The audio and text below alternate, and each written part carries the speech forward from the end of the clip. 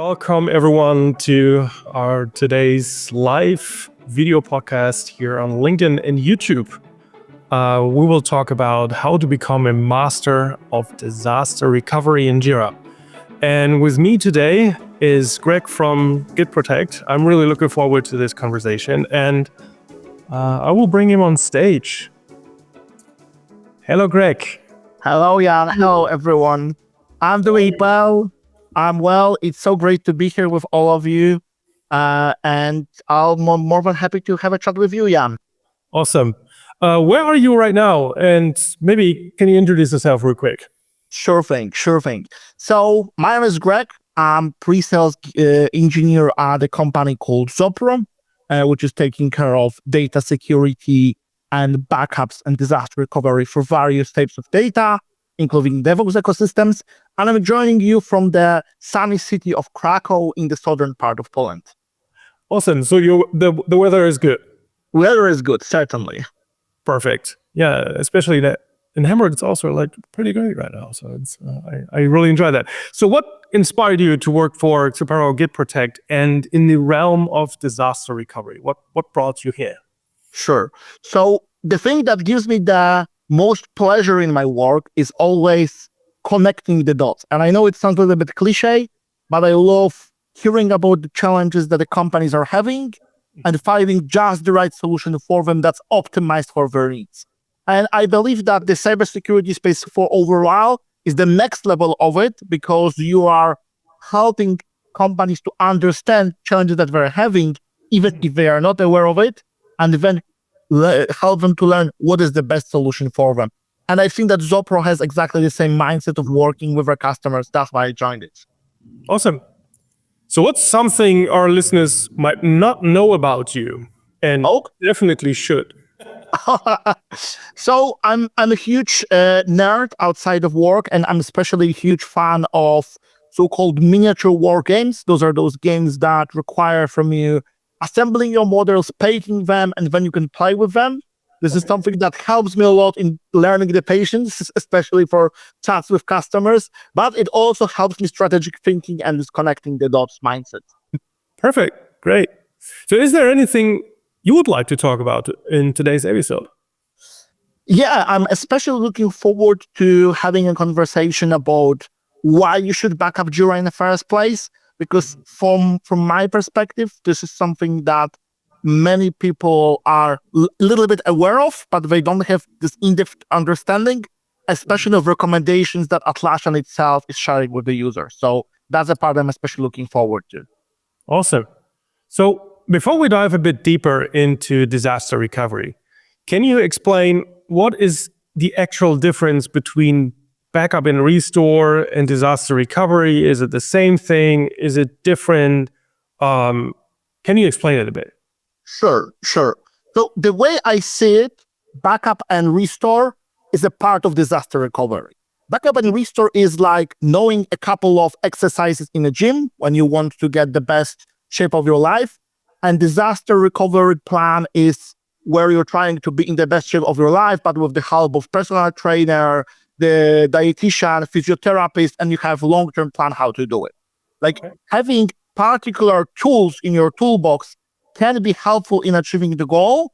And in some cases it will help, but not for everybody, unless you have the full plan tailored to your needs that has been analyzed and prepared especially for your needs.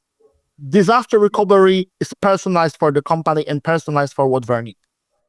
Awesome. Now that we're talking about gyms, so what are the major trends you're seeing in disaster recovery industry? Is it back and butt, or is it chest and legs? How has the nature of disasters changed in the recent year even? So when we are thinking about disaster recovery, coming back even to the 90s or early 21st century, we're mainly thinking about those catastrophic outages, about fire in our data center, fire in the office, being flooded, power outages, because those things were more realistic for us. And many old school CISOs, Chief Information Security Officers, who are preparing such disaster recovery plan, are typically well prepared and we have extensive knowledge what to do in case our office is flooded, what to do in case of power outage. However, in the modern reality, we are not flooded every week, or we don't have fire every Tuesday, but there are other risks that luckily, but there are more risks that are more prevailing, like for example, ransomware. And we are seeing that the more people are using certain tools, there is a bigger interest from hackers in how to find vulnerability in those platforms and how to exploit them. This gets to the level that even the safest platform there is on the market, with fast-paced growth, with platforms that are adding tons of new features every year, like Atlassian does, there's always a slim chance that there will something that will slip the best QA. And then those hackers are in hand for exploiting those because they know that those are the tools used by the biggest companies. Okay. And what new types of threats should organizations be prepared for? So firstly, we have ransomware attacks that are fully automated. One of the trends that we are always talking about these days is AI and machine learning and how it can revolutionize our work in terms of automation of things. However, we don't realize that the same tools for automation are also available for malicious actors. And many companies think, okay, I'm not on the Fortune 500 list. I'm not the biggest one in the industry. We are like mid-sized company, or we are rapidly growing company. We are not the first target for the companies. Nobody's going to do dedicated, targeted attack on us. And while that's true, with the AI and machine learning coming to the table, it's extremely easy to have large-scale automated attack, which is not targeted at anyone in particular, just, like shooting blindly, and we'll see what we'll catch. So I think that's one of the biggest risks. And also, I believe that, all the challenges related to social engineering and social techniques are especially important to be aware of these days, because, the human factor is always, the weakest link in the whole security segment. And, I believe that, with the focus on how we can prevent machine learning and AI as a risk, on the other side of the board, we'll start neglecting how to prevent social engineering attacks. Especially that, nowadays we have also great tools to automate such attacks as well. It's no longer phishing email, which looks terrible, because with the AI and machine learning, we are able to generate email exactly in the style that our CEO is sending. We can even generate a sample of voice of our team leader. So such attacks can be way more complex and way more difficult to detect for somebody who is not actively in a lookout for those. Cool. So you mentioned actually a really important thing. We are not part of the Forbes 500 list, right? We're a small company.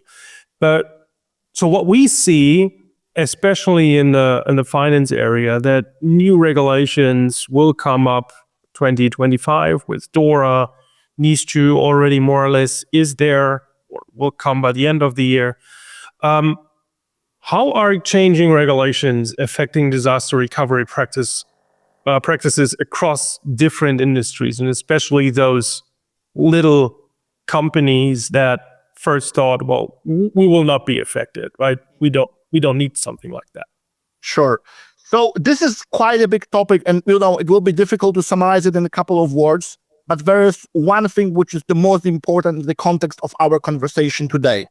DORA, so Digital Operational Resilience Act, is making mandatory for the financial industry to have some sort of disaster recovery plan in place, both for disaster risk reduction, but also for being able to have to restore your data and having this disaster recovery strategy in place. So that's an important thing. And it also puts a requirement on companies on testing the backup solutions that they're having. So it's not only about having the backup one and done and forgetting about them, but companies can expect that at some point during the next audit, you will be checked if your backups are actually working, not if you're just having them. NIS2, from the perspective of disaster recovery is a little bit more general because it's more about the cybersecurity adoption overall. However, we are coming to, for example, to the part when we are looking at risk management, which is a huge part of NIS2. And typically, when you've done your risk assessment properly, you're halfway done with your disaster recovery plan. So as the company implementing NIS2, and the time is short, deadline is on October 17th. With that, the companies are actually feeling more and more pressure to finalize this, and it might be a good time to implement proper disaster recovery plan at the same time. That's actually a good point. So that was actually my last question before I think you had prepared a presentation, and I'm just giving you from sharing it, that when creating a disaster recovery plan, what are some crucial pieces you need to consider? Or if you don't even have one, where do you get started? Mm-hmm.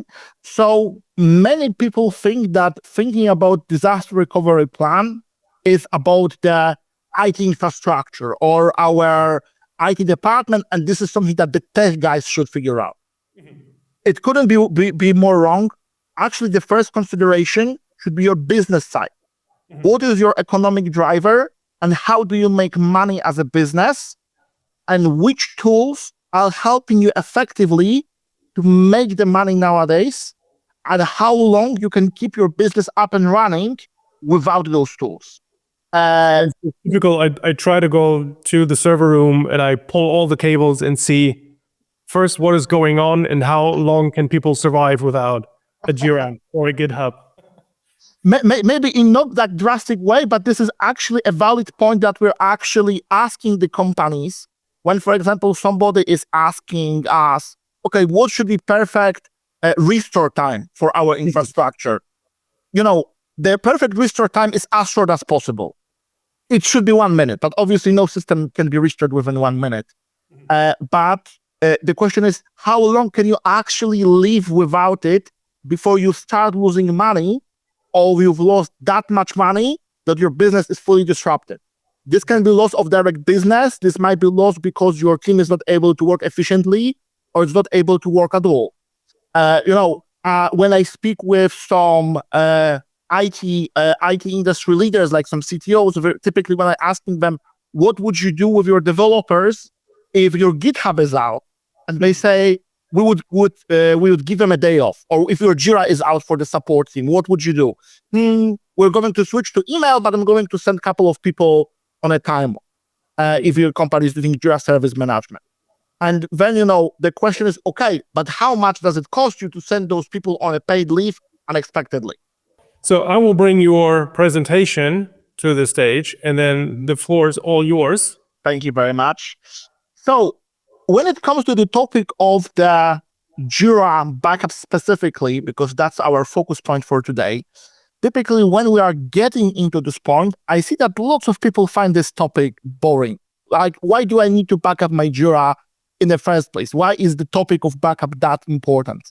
And before we get into technicalities of it, I want to share a small personal story because my sister, who is a lawyer by trade, has been always pushing one quote into my mind. This quote in Latin is "Si vis pacem, para bellum," which can be translated to "If you want peace, prepare for war." And she was pushing it into my head when thinking about signing contract with somebody. You're not actually signing it for times when you perfectly get along with that other person or you perfectly get along with a company, but for the times when you're actually in dispute with them. And I think this is the same mindset that we should apply to thinking about backup. I wish all my customers that they never really need to use the backup, that they are making the backups, that they are making test restores, but they never really need to restore data on their production environment because of the incident. But if the incident happens of any kind, of any sorts, and we need to restore the data, this is when we think, do I have the backup? Is my backup working? Is my backup complete? So this is important consideration. This is the topic that we neglect until we actually need it. And very often when I see companies approaching us wanting to speak about backup, this is typically coming from two triggers. The first one, they went through audit, for example, preparing for DORA, and audit pointed out, guys, you're not backing up all your systems. You're not backing up your Jira, and they want to do it simply to meet the compliance requirements. Or the second case, which is much more sad for those companies, they just had an incident. They realized they don't have a backup to help them. So now, after, as a lesson learned from the incident, they decided, okay, this is right time to get backup implemented, not to have the same problem in the future. And a very important question that companies ask typically is, okay, what is actually happening behind the curtains of Atlassian in terms of actively protecting my data, like how Atlassian is protecting my data nowadays. And of course, Atlassian has lots and lots of great tools to make backups of their data on the infrastructure level. And in case of any large-scale security incident happening, like the one that happened in 2022, Atlassian is ready to help you. Atlassian is ready to assist you. But the question is, what will happen in a case of small-scale incident, like accidental data loss, or low-scale ransomware attack that made you lose just a part of your data? And the simple answer or oversimplified answer is nothing, which is not entirely true. Because as mentioned before, we have seen situations where Atlassian had major outages, which can happen for every SaaS platform. And this is also important to underline. The trend we see is that the more popular platform is among the users globally, the more incidents happen, because firstly, the platform itself is the bigger target for any malicious actors. And also, with the more features added every year, with the bigger usage, there is a bigger chance that a random thing that nobody can expect happen. So tons of SaaS platforms all around the world might experience some issue from time to time. The same can happen for Atlassian.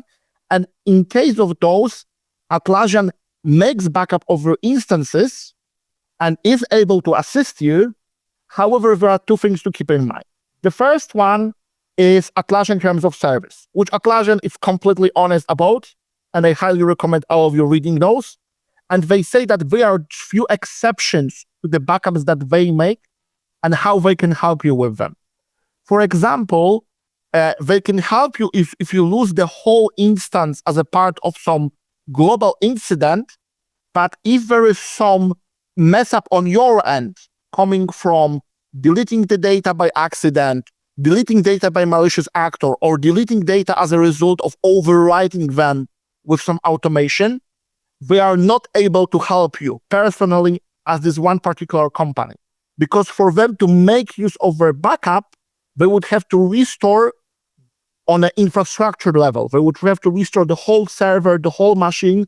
They are not able, with this scale of a business, to restore just one your Jira workspace that you're working with. And this is also clearly stated in their shared responsibility model. And just to explain a little bit from a legal perspective here, shared responsibility model is actually something that you will see in every modern SaaS platform. No matter if you're using Jira, GitHub, Salesforce, or any other tool, they will have same clause, maybe with slightly different wording. And this clause says, we as a vendor take responsibility from delivering of our tool and making sure that our platform, our system is running properly.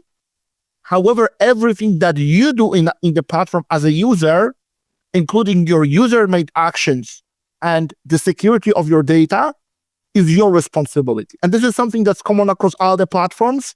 However, many people are not aware of it. So this is just something I would like to underline as something that you should look into, not only from perspective of Jira, but also from perspective of any other cloud SaaS platform that you are using. That probably in their terms of service, you will find clause which can be translated like this. And second thing to keep in mind, while Atlassian does its best to help all the customers, if we are looking at a large-scale incident like the one that happened in 2022, we will need to be aware that the wait time for Atlassian to come back to you and to help you in particular can be prolonged. In case of this 2022 incident that we all heard about, we helped lots of companies on an instant, but unfortunately there was a group of companies that had to wait up to 2 weeks to get their data brought back. Actually, an interesting topic. Sorry to interrupt you. Have any of your customers actually experienced any data loss incident? Yes. So those things can happen, but like, do they really happen? Yes, they can happen. And actually, I have two stories like this that we can look at together. So the first story is something I call angry subcontractor story.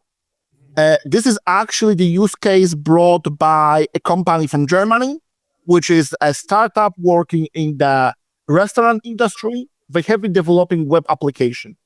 And they hired a third-party subcontractor to work on a software development for them. And as part of their work, a subcontractor offered the company to set up automation between GitHub and Jira, to write a custom app for the company to address very specific use case. The company was thrilled. They happily accepted the offer. Unfortunately, they made a rookie mistake, which is a common thing in startups, which was giving them too wide admin privileges to both systems, including Jira. Couple of months later, there's a dispute between the company and the subcontractor about the quality of subcontractor's work, and company decided to withhold the payment until subcontractor makes certain fixes.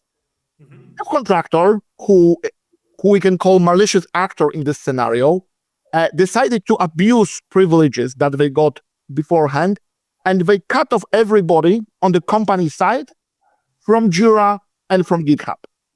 And as a result of this, the company experienced complete loss of access to source code of information and complete loss of access to their Jira, which in their case was both Jira Software and Jira Service Manager. So we can see here that, sometimes the recklessness and those rookie mistakes that every Jira admin makes from time to time, or being too much trustful to the subcontractor, can cost us quite a lot.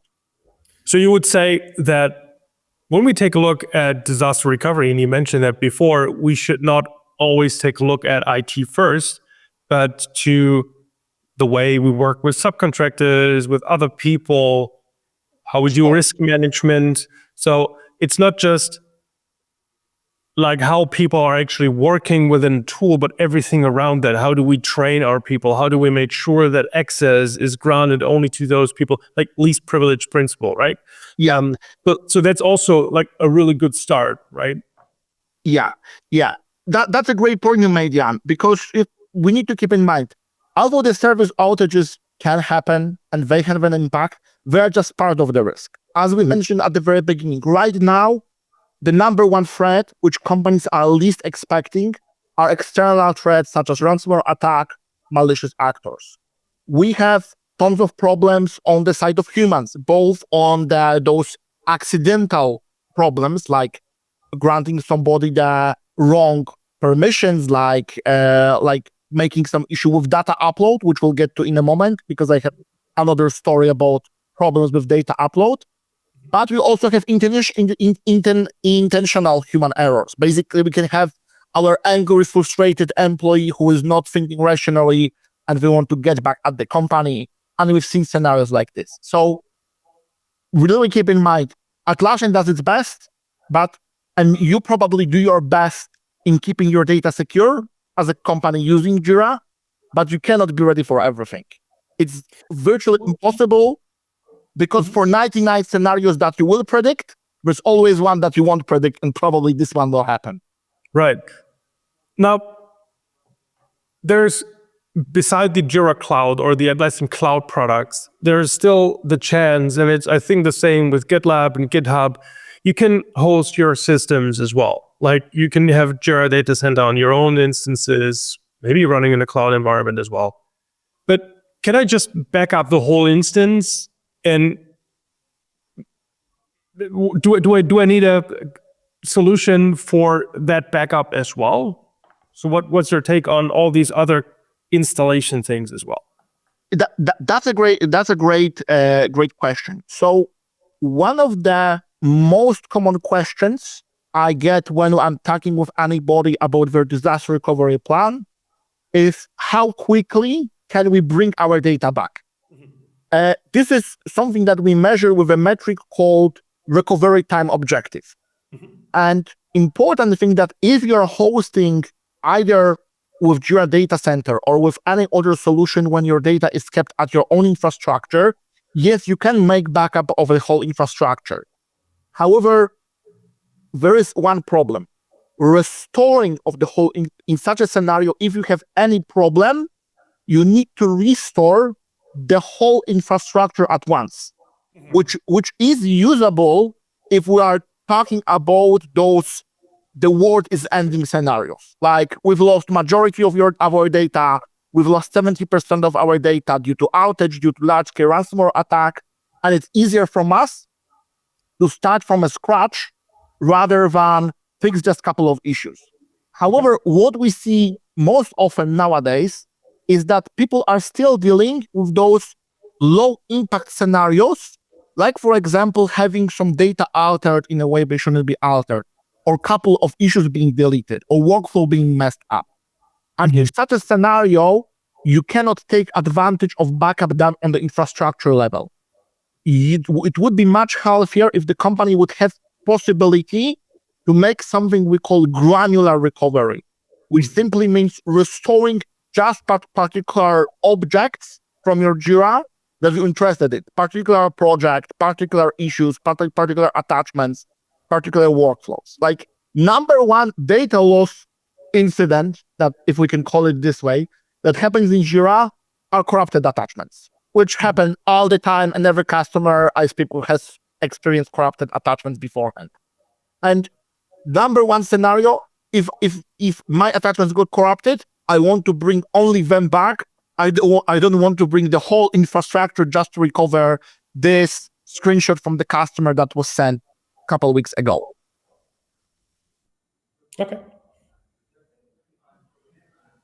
Okay. So this is actually quite a good moment to drop in another story with the corrupted attachment specifically, but on completely different scale. The customer was company from United Kingdom, which was a massive legal company, and they have been using Jira Service Management. And as a result of, again, two wide permissions, a couple issues were deleted, just a few of them. And junior Jira admin has been tasked with restoring those attachments. Just to make a point here, obviously the attachments were deleted. They landed in the bin in Jira, so they are not deleted instantly. This is something that you should also be aware of. But before somebody realized that they have been deleted, they were already gone from the trash can in Jira.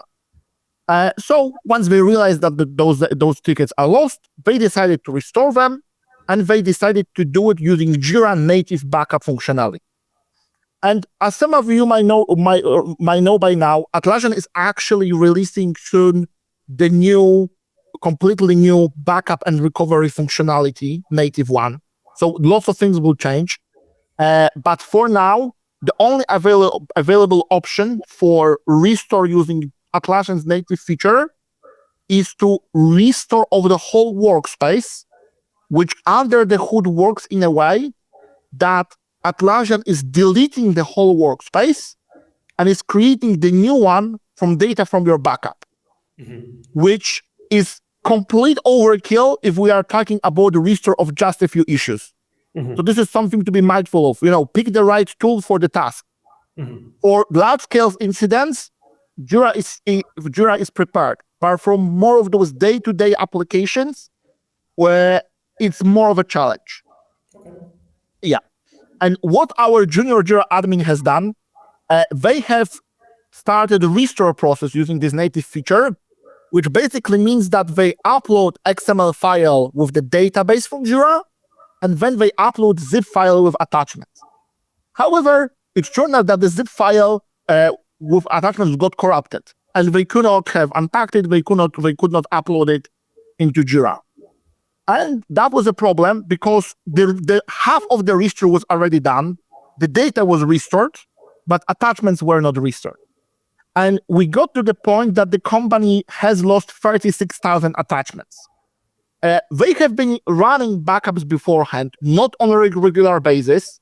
So from all their backups, they managed to restore 12,000 attachments. However, 24,000 attachments were lost permanently. And this is something where not only, the two human errors caused us a large-scale data loss incident, but also this falls under what we've said beforehand. So in such a scenario, because the data loss happened due to the user overreading data, Atlassian is not able to help them in this particular scenario.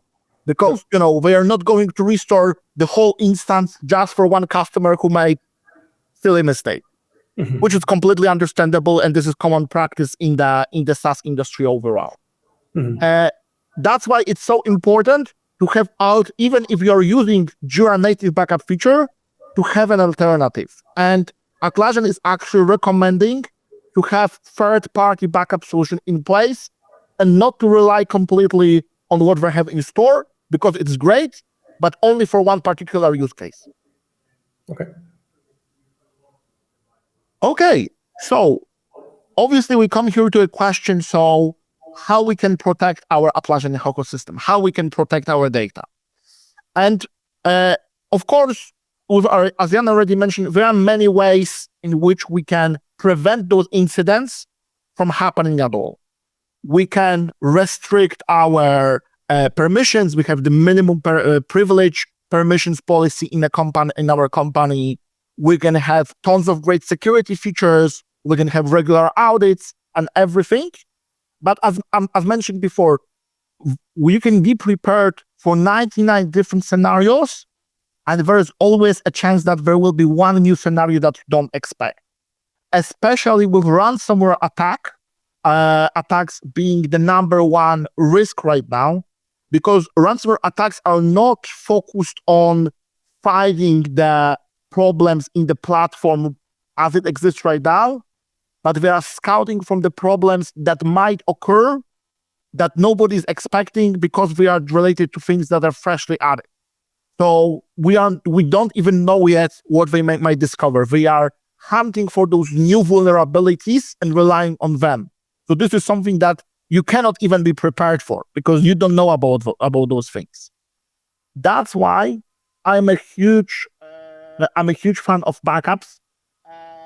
Not only because I work in the backup industry, but also because I use them personally in other different parts of my life. Because even if everything else fails, the backup is still there to help you. Because even if everything goes to ground, even if you lost all your data, even if your Jira instance is down, whatever happens with the backup and disaster recovery strategy, you can get back online. And of course, you can say, I don't need Jira backup, because even if such incidents happen, they don't have long-term impact on the companies. And also, Greg, you mentioned that there is this Jira native functionality. I can use it. Why do I need something specifically for backups? And both of those points might be valid, but they are not thinking about the long-term implications. Because firstly, when we look at the companies that experience large-scale data loss incidents, they are typically shutting down within 5 years. Okay. Of course, this is not always the direct result of the incident itself, but as we mentioned at the very beginning, the number one implication of data loss incident is economic driver. You're losing the money. You stop making the money. Maybe you, because of the data loss incident, project that was important for your company haven't been finished successfully. Maybe the customer was disappointed and they haven't signed another contract with you. Maybe employees got frustrated. So such things have long-term impact that you cannot predict because it impacts the financial side of your business, your profitability, your efficiency, in some scenarios, cash flow, which can have the long-term impact on the economic growth of the business. So that's actually a really interesting point, is this cost benefit analysis, right? So how are organizations balancing the costs of the comprehensive data recovery, disaster recovery tools against the potential risk? And also, what metrics are useful for measuring the ROI, for example, of the DR investments? Can you maybe elaborate on that? Okay. So in terms of measuring the ROI for the business, to actually know it, we need to have kind of working on the actual scenario. And this is actually something that many companies do as part of their security audit. So let's firstly list all the systems that are critical for our business that we are not in 100% control of. Jira is the fine example of it. And then you can ask yourself, how many people are dependent on Jira in their day-to-day work? For how long are they able to operate without access to this tool? After what time they are not able to continue? After what time we need to find for them replacement tools, which can also be additionally cost for the business? If we are not able to access this tool, how does it impact their efficiency? For example, we have our support team using Jira Service Management, and we see that we are doing, let's say, 150 tickets per one support specialist per day, 400 tickets. Okay, if we force them to switch to a backup system or just handling the tickets by email, how it will impact their efficiency in terms of tickets reply? How it will impact their efficiency in terms of closed tickets completely? How many tickets will slip through the gaps because we don't have the great monitoring of those tickets that Jira gives us? So those are the things that we need to ask ourselves and kind of be this, we need to think about worst possible scenarios. And then once you ask leaders of particular teams to think about it and think a little bit about outside of the box for it, we can actually see that, okay, if we force people to switch from Jira to emails out of a sudden, and they have no right monitoring for tickets, we need to reassign 3 people to tickets distribution, which will mean that we have 3 less people for solving tickets, which means that our team count drops, let's say, from 8 people to 5 people. And without proper monitoring, people are resolving not 100 tickets per day, but 60 tickets per day. And okay, then we look, okay, how does it actually impact our SLA for response time for the team? Is this going to incur any penalty for us from the customers in terms of not keeping our SLA, etc.? And this is one quite complex scenario just for one particular use case.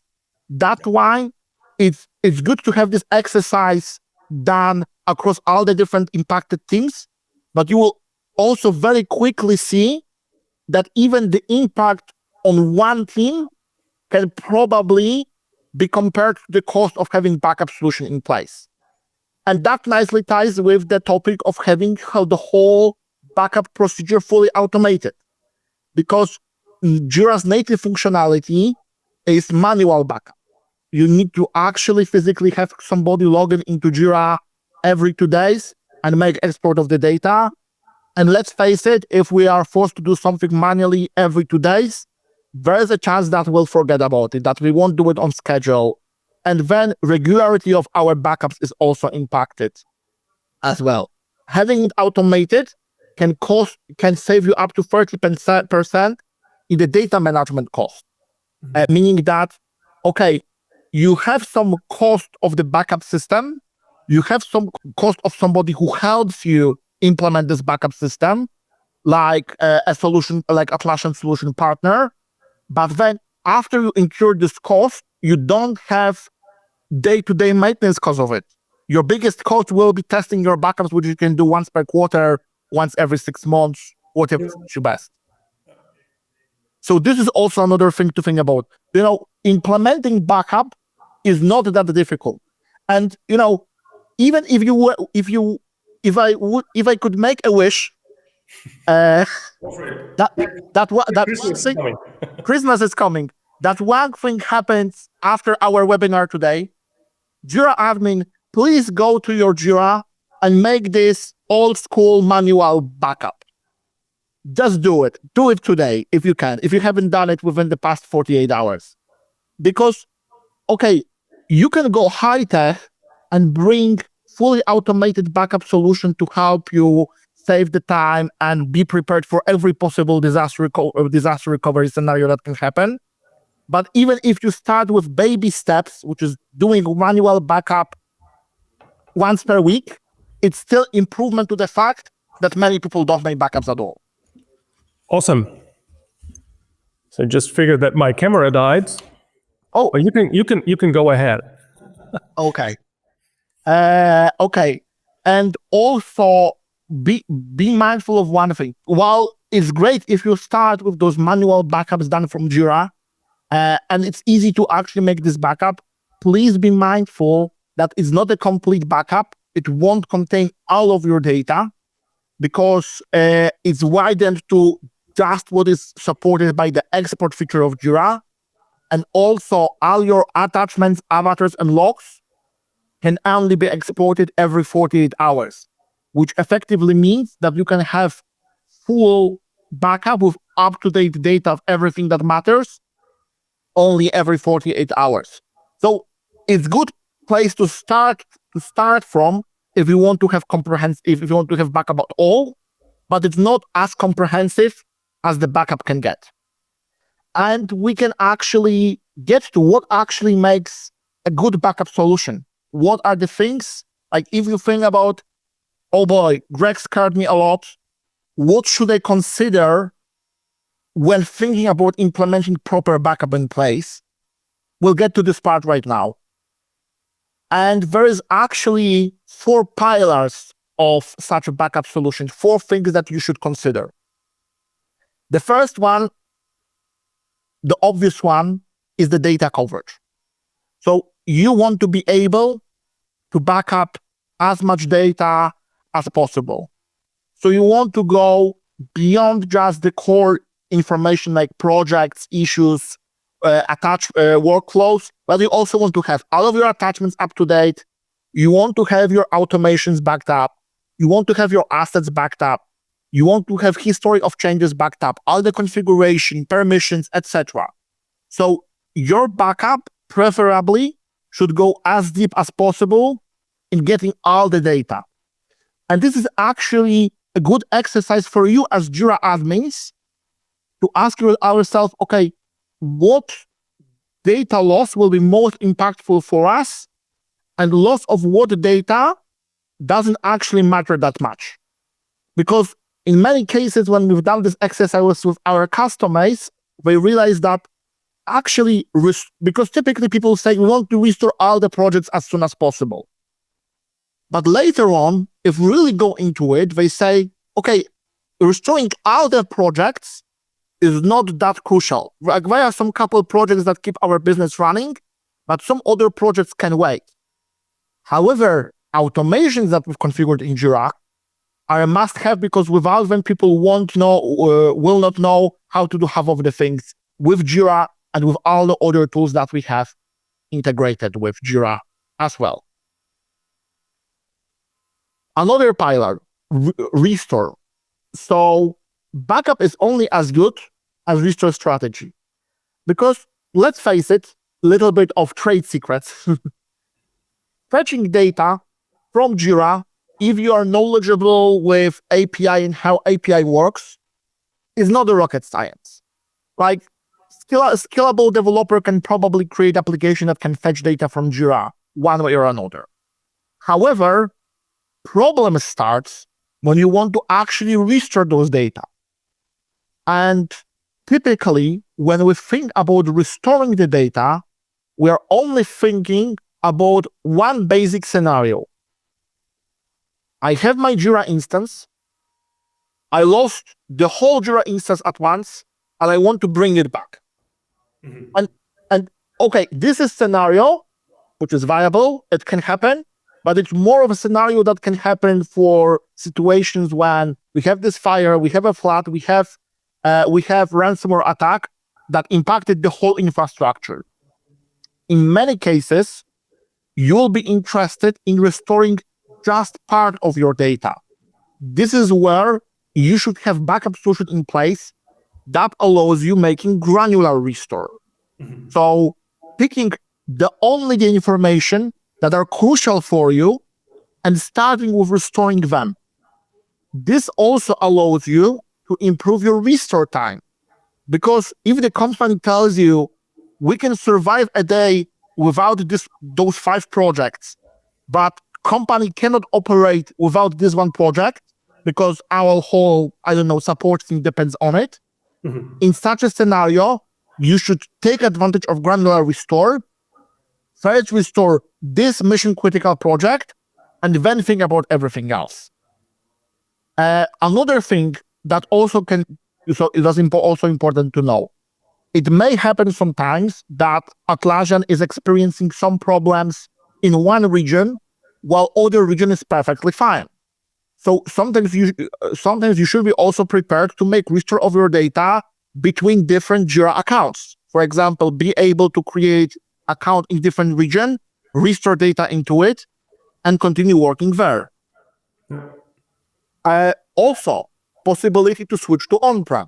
I have plenty of customers who have Jira DC instance that they are not using on a daily basis, but in an event of any large-scale incident, they are able to take their data from Jira Cloud and restore it to Jira DC and continue working there. Which is actually funny.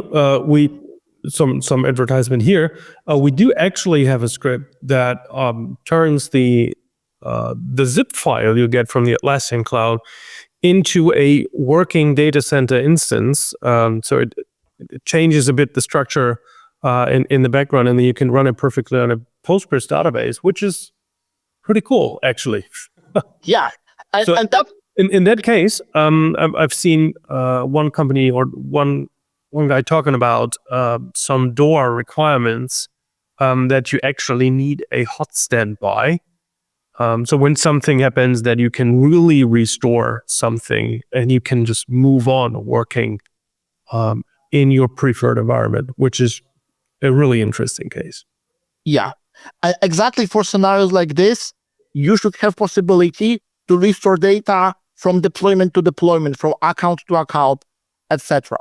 Like, for example, in this case of this angry subcontractor case study with the company that was cut off from Jira, what actually happened, they created new Jira account and they just restored data from the backup into the completely new Jira account. They invited only the people that they trusted and they were able to continue working there without any disruption because they had backup in place and because they were able to restore to another instance, to another workspace, but also important, restore to another workspace while picking which users they want to restore and which not, which is also crucial if you have a scenario when there is a malicious actor in your workspace or you don't know who you can trust in your workspace. Yeah. And also another useful thing, point-in-time restore. So not being dependent on restoring data from just the latest copy you made, by having the full history of backups you've made and being able to pick some information from another backup and restore just the part of it. Like in the corrupted attachments case study, the company was actually taking advantage of the previously done backups, and they were kind of putting them together to restore as much attachments as possible. And they managed to restore 12,000 attachments with it, which is also another great use case. So having proper backup is not about fetching the data. It's about being able to restore in a way that no matter what life throws at you, you are able to take advantage of your backup. Two also quick things to mention, storage of your backups. Because in many cases, when we've done a backup, we keep it on our lockup drive or we put to our cloud, like to our SharePoint or our OneDrive or our Google Drive, this is not sufficient. And also, I believe that a password protected zip file is not an encryption. So think True. about, yeah, true.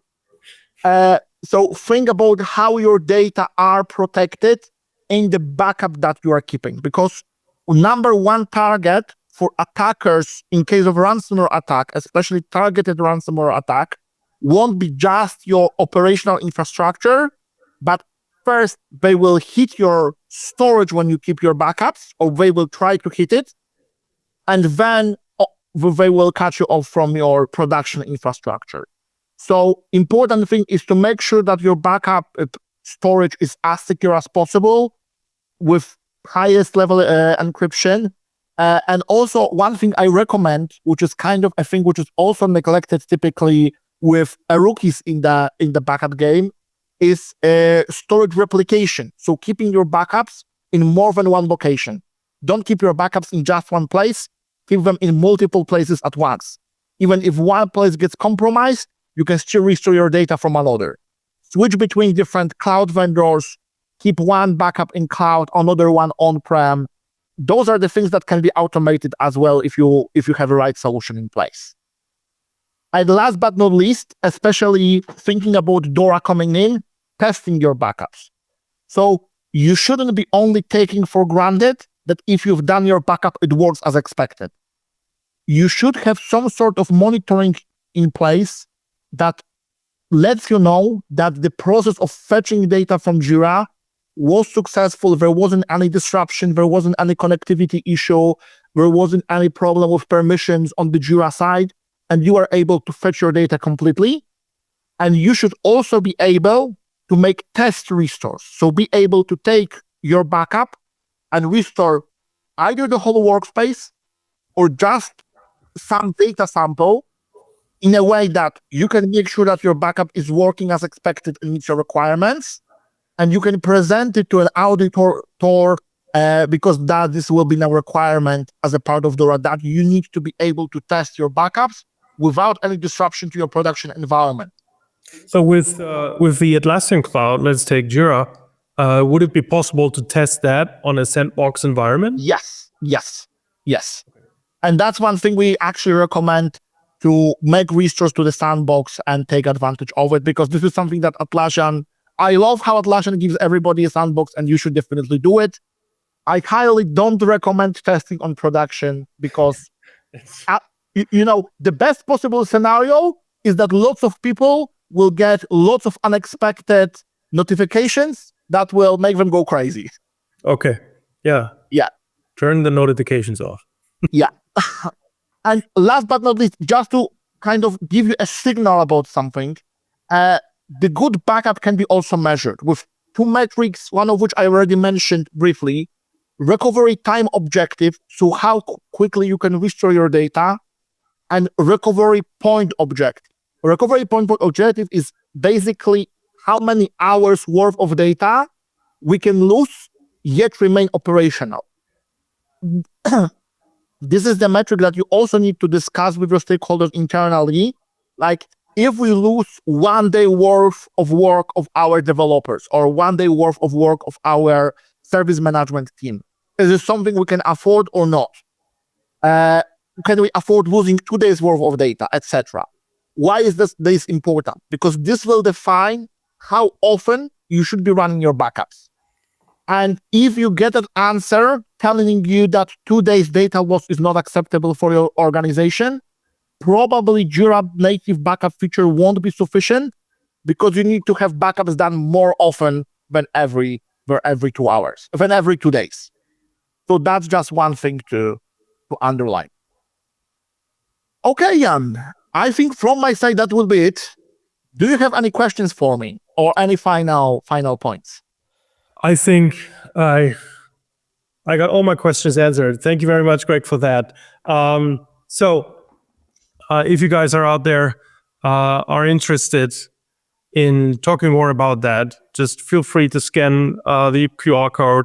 If you want to learn about where can we start, how can we make sure that we train our people right, so that it's part of the HR, let's say, If you want to know about how do we measure the ROI, right? Is it really worth it to do that? How closely should disaster recovery be integrated with cybersecurity and the incident response plan, and all those kind of things? So make sure you hit somewhere the QR code. And if you want to know more about GitProtect, you can scan that code as well. And you will find some information about the Jira backup solution they have. And obviously you can call Greg or write him.